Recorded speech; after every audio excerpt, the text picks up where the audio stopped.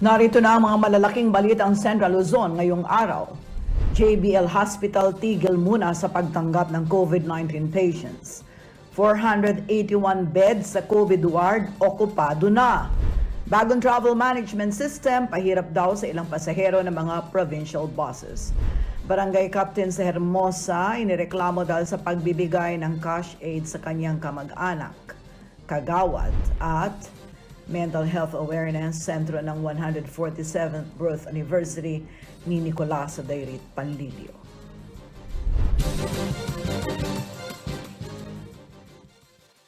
Mga Babengi, Pampanga, magandang gabi Central Luzon. Ako si Sonia P. Soto at ito mga nangunguna tinutukang balita ng CLTV News.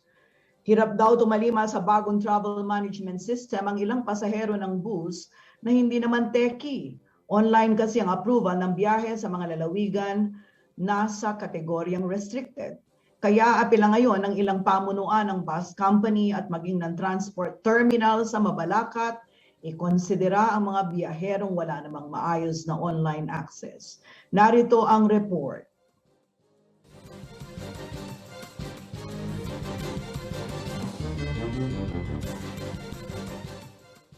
Noong August 26, 2021, muli nang pinahintulutan ng Land Transportation Franchising and Regulatory Board o LTFRB Region 3 ang pagbabalik operasyon ng mga provincial bus mula sa Pampanga patungong National Capital Region at vice versa.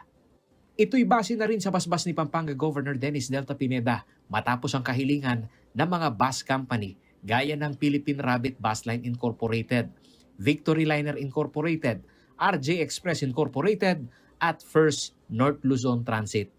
Matatandaan noong nakalipas na Agosto nang suspindihin ang biyahe ng mga bus sa naturang ruta, bunsod ng kahilingan na rin ni Governor Pineda sa LTFRB kasabay ng pagpapatupad ng Executive Order No. 17-2021 sa lalawigan. Pagtalima sa 50% capacity, walang stopover o point-to-point destination at presentasyon ng negative RT-PCR test sa mga non-APOR ang protocol na ipinatutupad kada biyahe.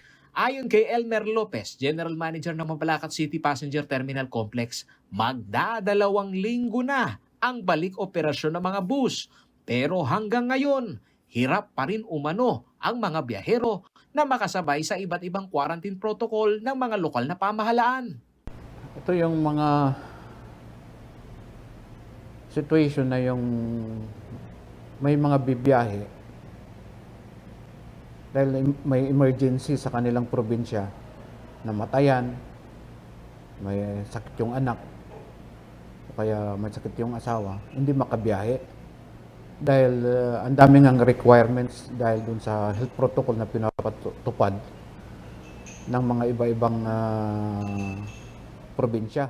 Dagdag pa rito ay ang bagong travel management system na ipinaiiral ng gobyerno kung saan online ang approval sa mga dokumento ng mga biyaherong magmumula sa mga lalawigan o bayan na restricted ang biyahe. Pero dahil sa bagal daw ng approval, ang ginastosang RT-PCR test kadalas ay nag-e-expire na ang validity. Yung expiration nun is 48 hours o kaya application nun is 48 hours. Hindi pa na mag-i-expire na yun, hindi pa naaprubahan yung spots nila. Sinabi ni Lopez na hindi lang isang beses nangyari ang pag-alalay nila sa mga biyahero na inaakala na kapag nasa terminal na ay madali na lamang ang makabiyahe. Ang mahirap talaga dahil nga parang place of refuge kasi ang terminal sa mga biyahero sa gustong bumiyahe. Yung parang pag nakaabot na sila sa terminal yung pag makahinga ka na ng maluwag dahil alam mo na makakabiyahe ka. Sa mga larawan at video na ipinagkaloob ni Lopez sa CLTV News Team, naihalimbawa niya ang kalagayan ng isang ginang na nagbaka sakali na umuwi sa Bulinaw, Pangasinan. 3 araw itong na-stranded at halos mawalan ng katinuan dahil sa matinding gutom. At nang mapakain dito, naikwento ang mababang kamalayan sa travel system management na umiiral ngayon sa mga provincial bus. Merong isang matandang babae na hindi namin alam kung anong problema niya. Basta nakita na lang namin doon. Pag magte-trades ka kasi dyan talagang i-check na namin ano bang problema or what. Hindi siya kaya lang nung pagkatapos naming napakain, parang bumabalik yung alaala niya. Nakarating siya dito sa Dao, galing ng Manila, na wala namang kasiguraduhan kung makabiyahe siya papunta ng Bolinao. Dahil meron daw nagsabi doon sa Manila na sa Dao may masakyan ka lang papuntang Bolinao. Ang dinaguriang ESPA system ay isang online travel management system na idinevelop ng Department of Information and Communications Technology o DICT. Layon umano nitong maugnay ang biyahero at mga lokal na pamahalaan na may iba't ibang hinihinging travel documents bago makapasok sa kanilang border control point. Ito'y inaprubahan sa bisa ng IATF Resolution Number 101 Series of 2021 at alinsunod sa Memorandum Circular Number 2021-31 ng LTFRB. Ito'y inire-require sa mga biyahero ng public utility vehicle gaya ng mga provincial bus sa bansa na dumadaan ng border control point. Ayon kay Atty. Teresa Magtoto, ang Transportation Development Chief ng LTFRB Region 3, wala pa silang natatanggap na reklamo sa mga biyahero sa pagpapairal ng ESPA system at nilinaw niya na wala sa kanilang mandato ang i-monitor ang accessibility nito. Meron na bang kayong complaint na natatanggap sa mga travelers natin? As of now, wala pa. Kasi yung, I think, ano naman yan, applicable naman yan sa lahat ng LGUs. And hindi naman namin authority to monitor. Ang ano lang sa amin, ang advice lang is to mag-login din kami bilang as agency. And we coordinate with the LGUs within our jurisdiction. Online ang transaksyon sa pagkuha ng tinatawag na Travel Coordination Permit o TCP sa ESPA system sa mga probinsyang nasa kategoryang restricted. Samantala, ayon kay Alex Briones, Operations Manager ng Victory Liner Bus Incorporated, nagiging pahirap sa kanilang mga biyahero ang sistemang ito dahil sa bagal ng approval ng mga local government unit na tila hindi pa makasabay sa sistema.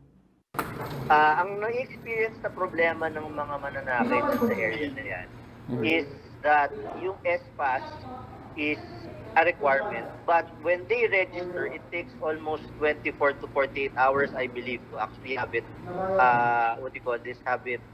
approved. So pagdating nila dun sa checkpoint, hindi pa naka-approve yung SPAS nila, na-experience namin, parang hindi sila aalaw na pumasok dun sa checkpoint, going inside Pangasinan.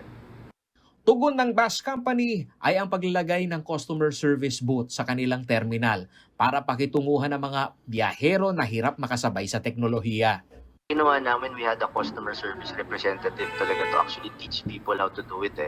So pero that's our own terminal na talagang we wanted to teach kasi we wanted to follow then what the government is actually asking us to do, no? Pero based on the observation, that is why we actually put the customer service. Kasi medyo nga nahihirapan yung mga tao na sumunod kasi hindi nga sila techie. Apela lamang anya nila, mabantayan ang implementasyon nito para walang biyahero ang maperwisyo dahil sa sistemang hindi naman umano pulido. Paolo G. Santos, CLTV News. Naghahanda ng pamahalang panglunsod ng mabalakat kung sakaling ipatupad na umano sa buong bansa ang Digital Vaccine Certificate System o VaxCert-PH. Madalas daw kasing hanapan ng ganitong dokumentong kanilang mga nasasakupan tuwing papasok sa ibang mga lalawigan. Narito ang report.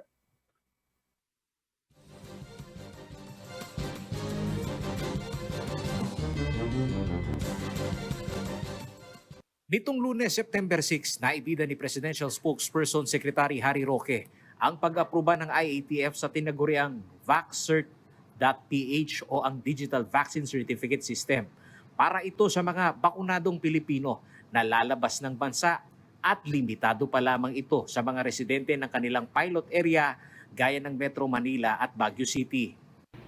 Inaprubahan din po ng inyong IATF ang soft launch ng VaxCert-PH na gaganapin ngayong araw. Bibigyan prioridad sa unang phase ng pagpapatupad ng VaxCert-PH ang overseas Filipino workers at mga Pilipinong aalis po pa ibang bansa kung saan ang place of residence ay Metro Manila at Baguio City.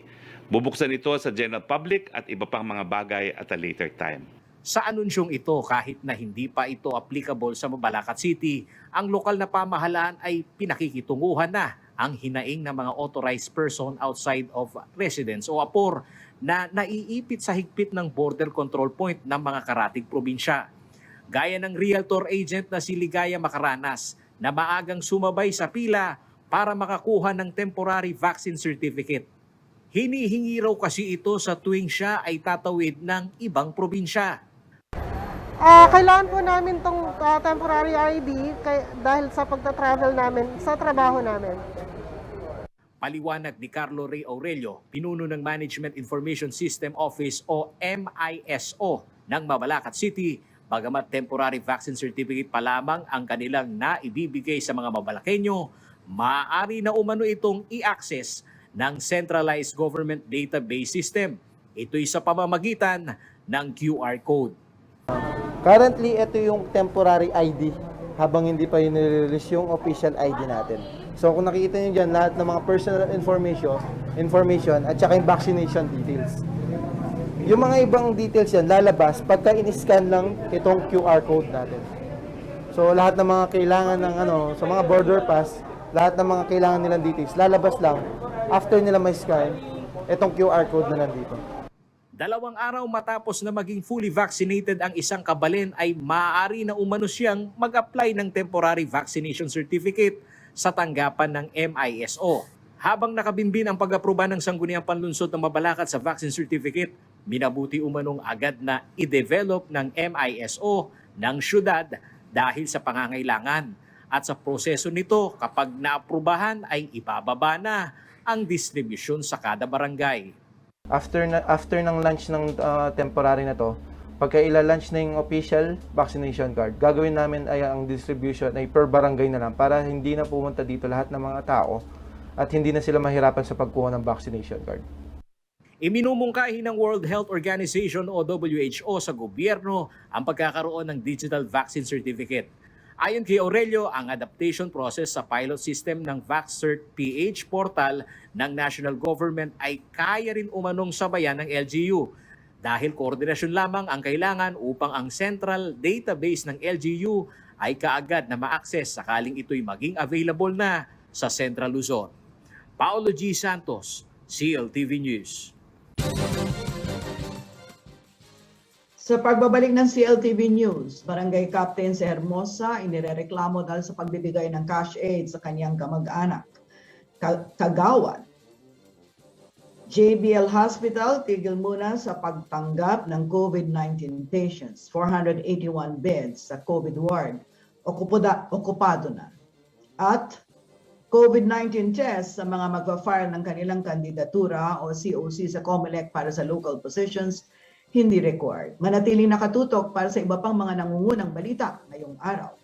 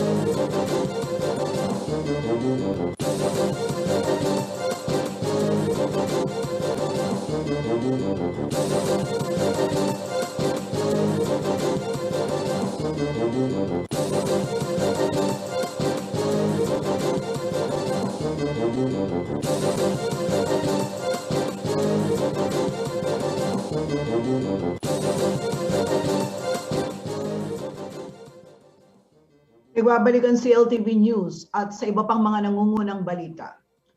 Naharap ngayon sa reklamo ang barangay captain ng Sumalo, Hermosa dahil umano sa pamimigay ng cash aid sa kanya mga kamag-anak at maging sa mga kagawad sa kasagsagan ng Enhanced Community Quarantine sa lalawigan ng Bataan noong Agosto. Hindi naman itinanggi ni Kap ang mga paratang at sinabing may sobra lamang kaya inabutan na niya ang mga tinutukoy sa reklamo dahil apektado rin daw sila ng pandemya. Narito ang report.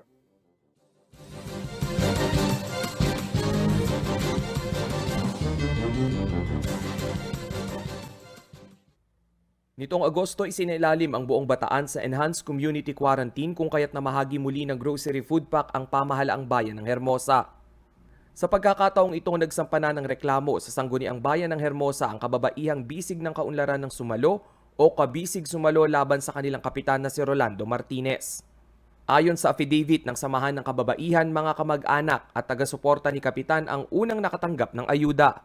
Base pa sa dokumento, maging ang mga kagawad ng barangay kasama umano sa nabigyan ng 1 hanggang 4,000 pisong financial subsidy mula sa national government. Bagay na inamin naman ni Kap. Ngayon, meron pa ng konti sobra yung pera para, siyempre, hindi mo na naman pwedeng ibalik dun sa ano yun, dun sa kwan. Kumbaga, yun yung ibinigay na namin dun sa halimbawa, kay Treso o dun sa ano, na dapat din naman sila makatanggap dahil, kumbaga, dinaanan din naman sila nito pandemic na to. Mariing ipinagbabawal sa Emergency Subsidy Program Guidelines ang pagtanggap ng pinansyal na ayuda ng mga elected at appointed government official. Desidido namang kasuhan ng naturang Sumalo Women's Group ng grave misconduct, abuse of authority, graft and corrupt practices, and conduct prejudicial to the best interest of service ang mga barangay official na sangkot sa umano'y maanumalyang ayuda distribution. Samantala, Marso noong nakaraang taon sa kasagsagan ng COVID-19 pandemic, nilapitan umano ng treasurer ng barangay Sumalo sa Hermosa, Bataan ang mag-asawang negosyante ng bigas na sina John at Raquel, hindi nila tunay na pangalan. Doon pong nakaraang taon po, may nagpunta po sa amin na official ng Sumalo po. Sabi po, kung pwede daw po makita yung resibo namin. Tapos nung pinakita ko po sa kanya, sabi niya, okay to, may PIN number, sabi niya po gano'n. Tapos, maya dumating na po yung asawa ko. Sabi ko, sila na lang po yung mag-usap. Nagdalawang isip umano ang mag-asawa na bigyan ng resibo si treasurer. Subalit sinama raw sila nito sa bangko upang ipakitang may pondo talaga ang barangay para ipambili ng ayudang bigas. Hindi ko pa po siya binigyan ng resibo. Ginawa po mga ilang 2 days po, sinama niya po ako sa bangko para po yung cash yung pera. Na pagkakaalam ko po na sa amin, yung ikakas ko pong pera na yun, ibibili sa amin ng bigas. Dito na nga sila nagbigay ng resibo sa treasurer, subalit ilang araw na ang lumipas. Pag ako po na resibo, hindi na po siya nagpakita sa amin. Mapapalitan na lang po nung asawa ko na sa iba na kumuha bigas. Sa hirap umano ng buhay ngayong pandemya, malaking bagay na raw sana ang higit 220,000 pesos na bigas na kukuhanin kila John at Raquel. Sure deal na itinuring ng mag-asawa ang transaksyon dahil kay John pa mismo ipinangalan at ipinakuha ang pera sa bangko. Suspetsa pa ng mag-asawa dahil lehitimo at BIR registered ang kanilang resibo na engganyo raw ang treasurer na sa kanila ipadaan ang transaksyon sa ayudang bigas. Pero ang pera naging bato pa nang hindi na raw magpakita pa si treasurer matapos matangay ang kanilang resibo. Sa amin ka kung humingi ng tulong, resibo, kami nag-withdraw ng pera mo, asawa kong pinag-withdraw mo, tapos sa iba ka kumuha. Anong klaseng tao ka? Nagtiwala kami sa iyo Nagtiwala kasi kami. Official ka ng barangay. Sino pa yung pagkakatiwalaan namin? Diba dapat ikaw, sa isang salita ka, niloko mo kami manluloko ka. Sa kabila ng insidente, pinilit umanong inintindi ng mag-asawa si treasurer at umasang muli silang balikan para sa mga susunod na pagbili ng bigas para sa ibang ayuda. Subalit lumipas ang 1 taon, hindi na umano nagparamdam ang inirereklamong ingat yaman ng barangay na kinilalang si Deborah Casimiro. Sinubukang kunan ng panig ng CLTV News si Casimiro ngunit hindi na ito sumagot sa aming text at mga tawag. Dumipensa naman si Sumalo Barangay Captain Rolando Martinez at sinabing lehitimo ang lahat ng kanilang transaksyon sa pagbili ng ayuda. dumaan na po sa COA yon yung 200,000 na sinasabi nila na yon. Yung isang tindahan, dahil wala nga pong resibo yung magdi-deliver ng bigas, inako niya yung resibo na siya yung supplier ng bigas. Bukas naman umano ang barangay hall upang ipakita ang mga dokumento kung saan napunta ang budget ng barangay. Alinsunod sa Section 352 ng Local Government Code of 1991, maaari ring mag-demand ang iba pang residente ng barangay upang makita ang kopya ng barangay budget, 20% component ng IRA utilization, annual procurement plan at list of notices of award na may pangalan ng proyekto. Rainiel Pawid, CLTV News. Hindi mo na raw tatanggap ng COVID-19 patients ang Jose B. Lingad Memorial General Hospital sa siyudad ng San Fernando, Pampanga. Puno na raw kasi ang 481 beds sa COVID ward ng nasabing pagamutan. Kinakailangan din munang umanong ilipat sa COVID-19 ward ang higit 50 pasyente na nanatili pa rin sa emergency room at makeshift tents. May detalye ng balitang yan si Rainiel Pawid.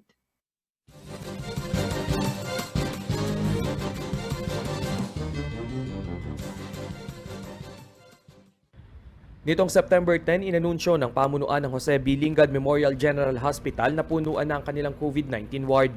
Dahil dito, pansamantala munang tigil sa pagtanggap ng COVID-positive patient ang pagamutan. Ang naturang pasilidad ay may 481 bed capacity na laan para sa mga severe to critical COVID patient.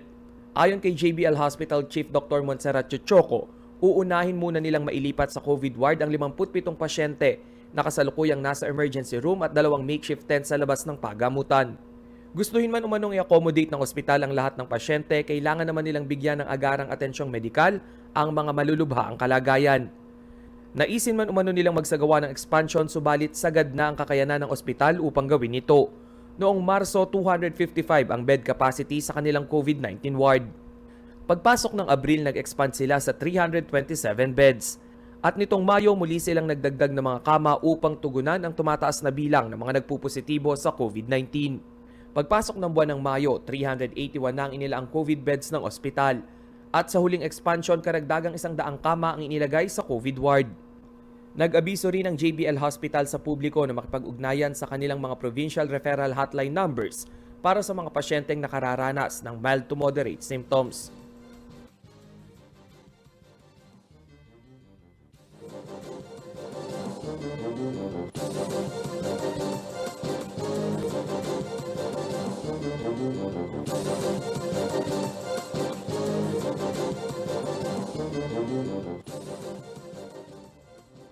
Samantala, nanawagan si Executive Secretary Salvador Mijaldea sa mga opisyal na ang mga kahalintulad na problema ng JBL Hospital at COVID-19 response ang dapat tutukan ng mga mambabatas.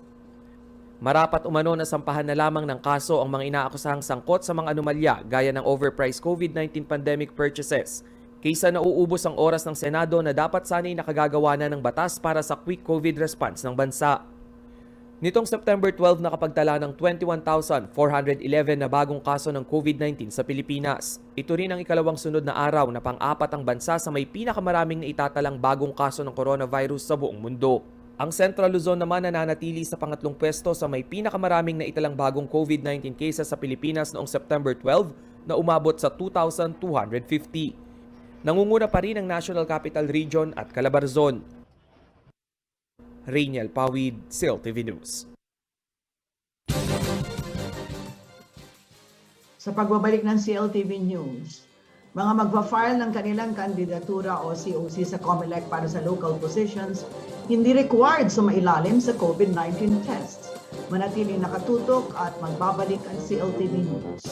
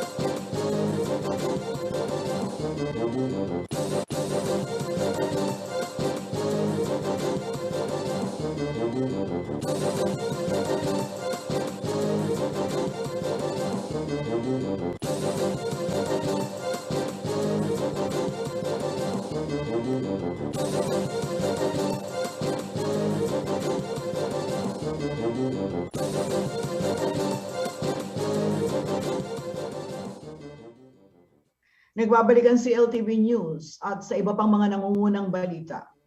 Kinakailangan daw magsumite ng negative rapid antigen o di kaya na may RT-PCR test result ang mga kakandidato para sa national positions kasabay ng filing ng Certificate of Candidacy mula sa October 1 hanggang October 8.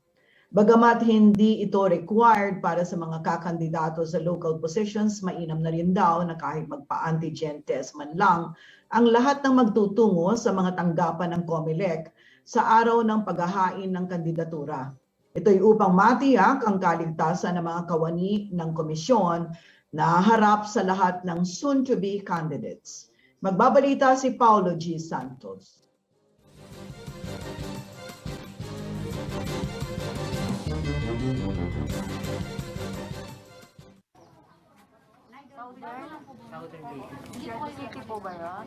Dalawampung araw bago magsara ang voters registration, patuloy ang pagdating ng mga Mabalakenyo dito sa COMELEC office sa siyudad ng Mabalacat. Ito ang eksenang inabutan ng CLTV News nitong umaga ng September 10. Ang ilan sa kanila hindi na bagong botante o new registrants. May mga nagpapa-reactivate din at nagpapakorek ng entry sa kanilang voters ID. Sa kabila ng dami ng tao, maayos naman na naipatutupad ang physical distancing. Sinasala ng mga kawani ng COMELEC ang mga taong dumarating kumporme sa kanilang pakay.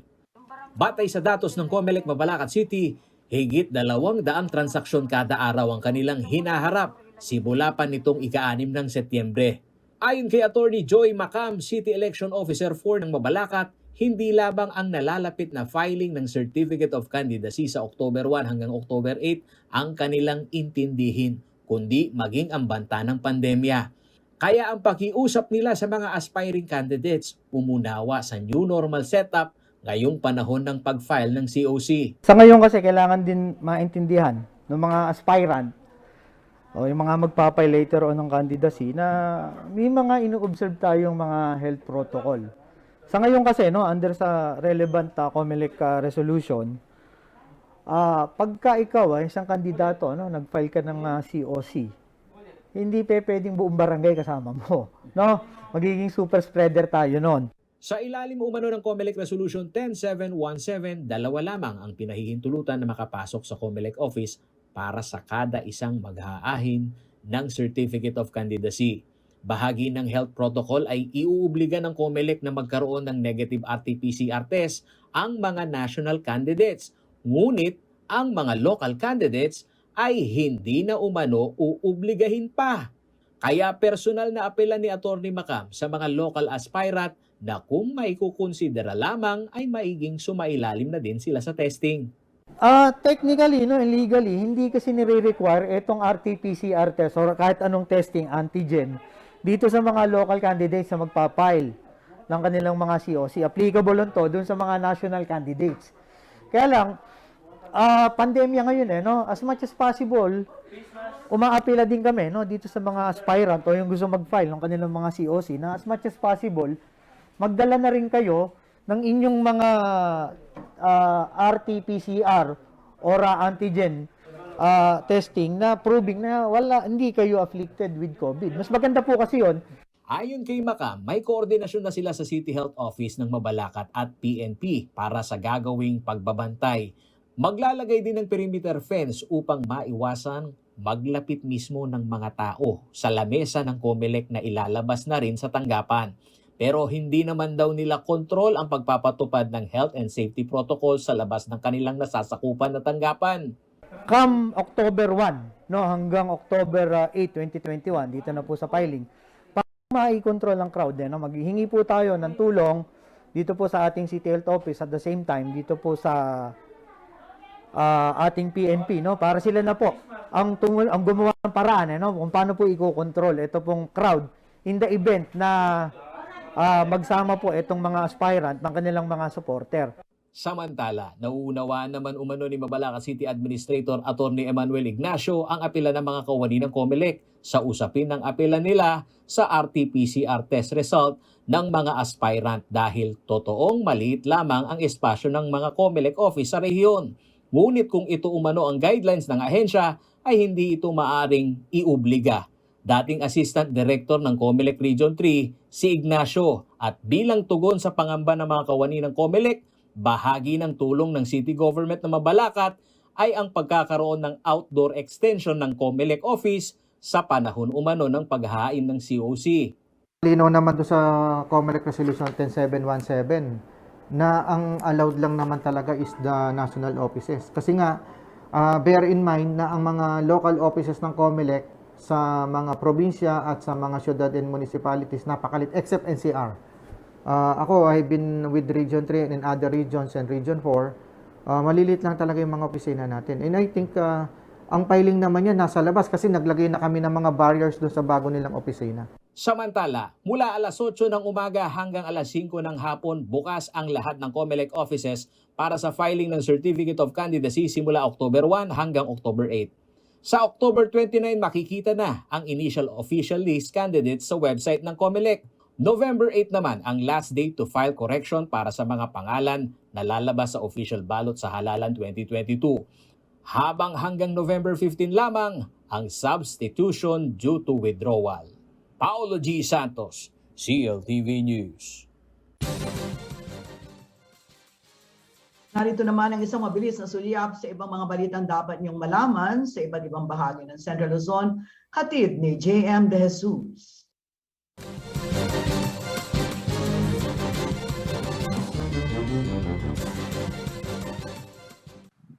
Ipinagbabawal na ng Department of Environment and Natural Resources o DNR Region 3 ang paggamit ng mga single-use plastic sa kanilang tanggapan upang makabawas sa plastic waste ng mga ilog.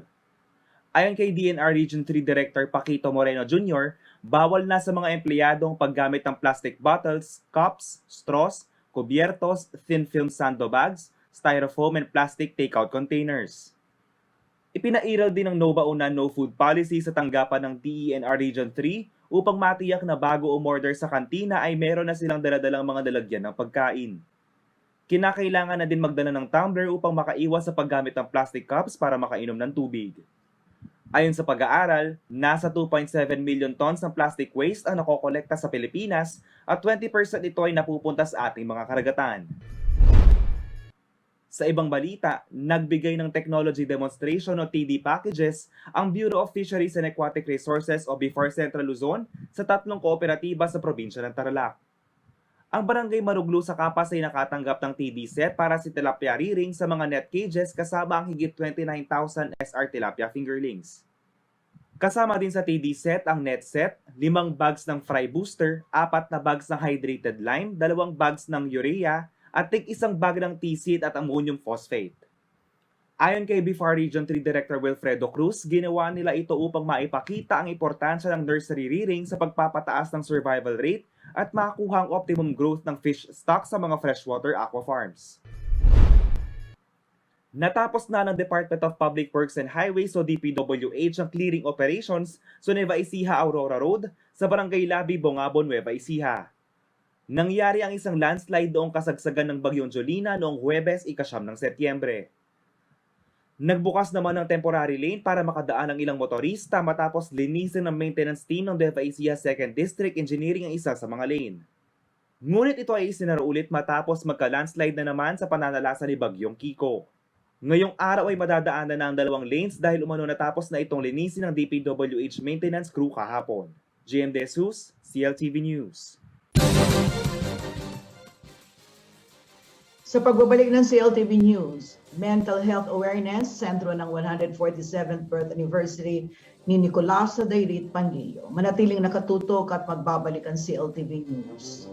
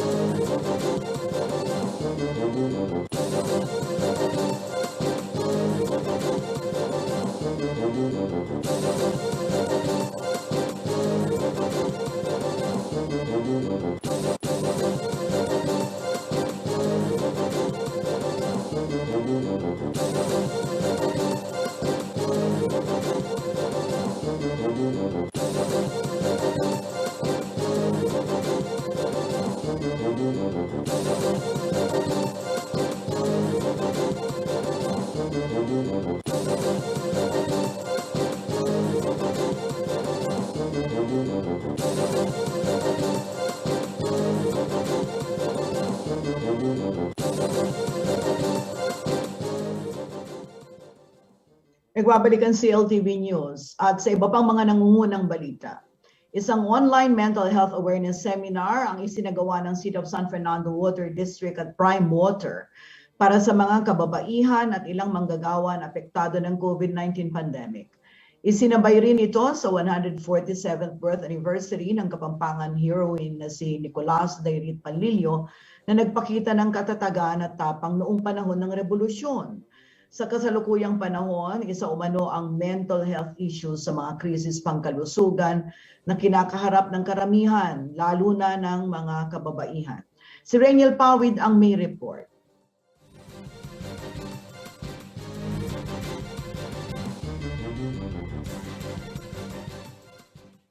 Nitong September 10 sa 147th birth anniversary ng Bayaning Kapampangan na si Nicolas Dairit Panlilio, isinagawa ng City of San Fernando Water District at Prime Water ang isang mental health awareness seminar. Ito'y laan para sa mga kababaihan na nakararanas ng iba't ibang mental stress lalo na ngayong pandemya. Si Dairit Panlilio ang nanahi sa watawat ng Revolutionary Forces Battalion sa Pampanga. Siya rin ay tumulong na manggamot sa mga sugatan at may sakit na sundalo noong panahon ng revolusyon bilang bahagi ng Junta Patriotica de San Fernando. Sa kasalukuyang panahon, nakikibaka rin umano ang mga kababaihan sa epekto ng COVID-19 pandemic. 5% of girls and young women surveyed said cases of violence against women and girls were observed in the home, while 17% witnessed VAUC cases outside their homes. Further, 56% said that they have observed cases of VAUC on social media or even on television. Dagdag pa ni Binibining Soto agarang aksyon upang magkaroon sa akses sa pagkain ang isa sa mga dapat tutukan ng pamahalaan. Makatutulong umano ito sa malusog na pag-iisip ng mamamayan. Pero ang tingin ko kung gutom ang tao, syempre ang unang maapektuhan mula sa tiyan patungo sa kaisipan, sa akin konektado ang pisikal na kalusugan at ang kalusugan pangkaisipan. Kasi kung walang laman ng sikmura, kumakalam yan sa maghapon. Ang susunod ay natatamaan ay ang kalusugang pangkaisipan. Ayon naman sa mental health advocate na si Elmel Alimurong, isa sa mga pangunahing dahilan sa pag-aalala ng ating mga kababayan ngayong pandemya ay ang kawalan ng kabuhayan. Nung po nagka-pandemya at isa-isa na pong nalulugi ang mga businesses, ang takot na pumupunta at gumugulo sa isip ng bawat mamamayan natin yun, most especially sa mga trabahador natin is, hindi kaya ako mawalan ng trabaho. O kaya hindi kaya magsara ang company namin. Nagsisimula rin umano ang takot sa mga taong nagpupositibo sa COVID-19. They need to be quarantined for 14 days. The question is, who will provide for the family? Sino po ang bibili ng needs? Saan po sila kukuha ng panggastos? Paalala naman ng World Health Organization sa ugaliing makipag-usap sa mga malalapit na kapamilya o kaibigan kahit sa telepono. Magkaroon din umano ng filter sa mga nababasa o napanonood na balita na maaaring magdulot ng anxiety o distress. Maging matalino rin daw sa paggamit ng social media at gamitin ito upang i-promote ang positibo at makabuluhang kwento. Ang pakikiisa raw sa mabuting layunin gaya ng ginawa ng ating bayaning Fernandina na si Nicolas Dairit ay isang paraan upang sama-sama nating malampasan ang hamon ng pandemya. Reniel Pawid, CLTV News. Alamin naman natin ang magiging lagay ng panahon bukas mula kay Ginoong Manny Esguera, ang Chief Weather Forecaster ng Pag-asa Clark.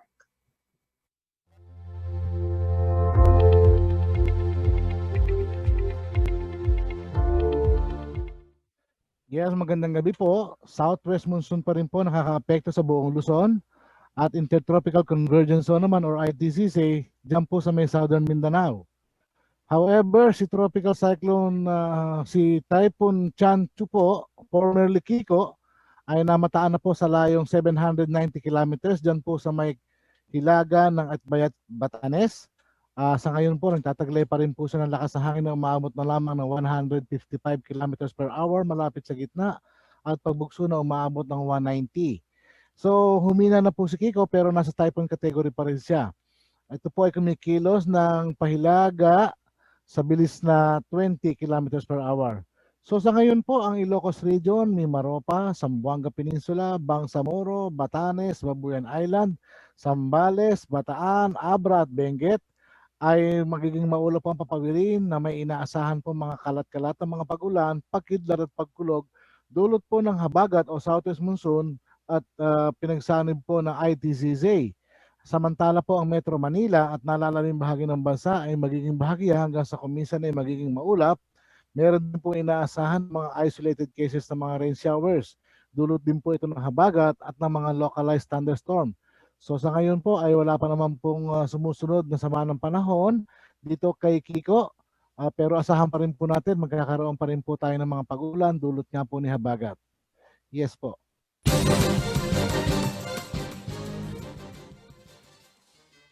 At yan ang mga balitang nakalap ng CLTV News. Para sa karagdagang detalye, maaari niyong i-follow ang aming social media pages. Para sa Facebook, bisitahin ang @CLTV36 Official at ang @CLTV36 News. Para naman sa Twitter, puntahan ang @CLTV36. Para sa Instagram, @CLTV36 Official. Kung nais yung balikan ng mga programa ng CLTV, pwede niyong bisitahin ang aming YouTube channel @CLTV36 Official at ang aming website sa www.cltv36.tv. Mapapanood din ang mga programa ng CLTV nationwide via Signal Channel 115 at sa ating 39 cable partners sa buong Central Luzon. Kasama ang buong puwersa ng CLTV News and Current Affairs, ako po si Sonia P. Soto. Maraming salamat. Mag-iingat po kayo mga karehiyon.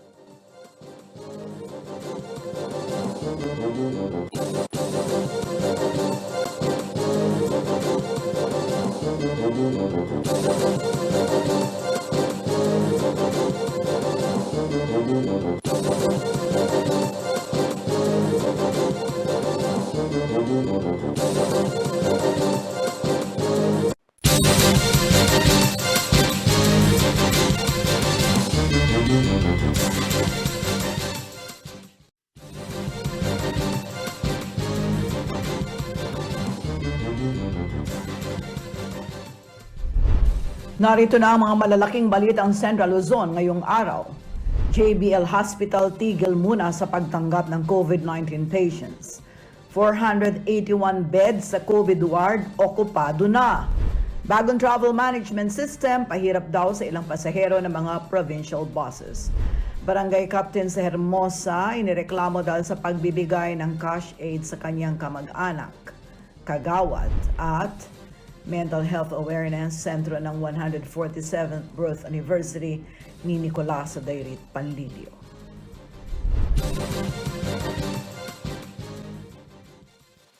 Maya Babengi, Pampanga, magandang gabi Central Luzon. Ako si Sonia P. Soto at ito mga nangunguna tinutukang balita ng CLTV News. Hirap daw tumalima sa bagong travel management system ang ilang pasahero ng bus